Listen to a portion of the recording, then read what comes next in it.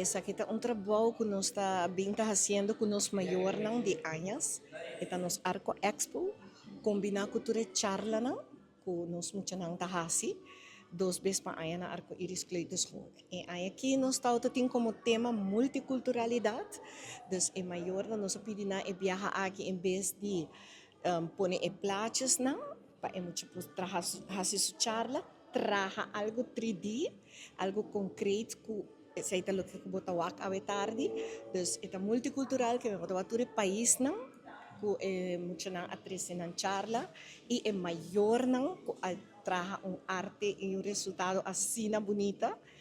De aqui na me quer agradecer cada maior de cada classe, nós está 8 kleuterklas na arco-íris, que atraha trabalho ng kuno yun e tempo invertir e criatividade, nós está admirar isso e também é maior ng paayuda ng yun ko e charla ng e banda de essay, nós tem tour aí também e expo aqui, por sobre nós muito na mesa traha ng quadra e quadra aí nós está vende com maior ng mês para assim nós por haya fundo para na fim de aya escolar nós por ting ora muito nanta gradua nang por bay ko ng album ko tour ng recuerdo ng dinang 2 aya of 3 na arco-iris kleuters. Dus a intenção de awita que nós maior nanta bingwak e resultado nós maior nanta compra e quadra.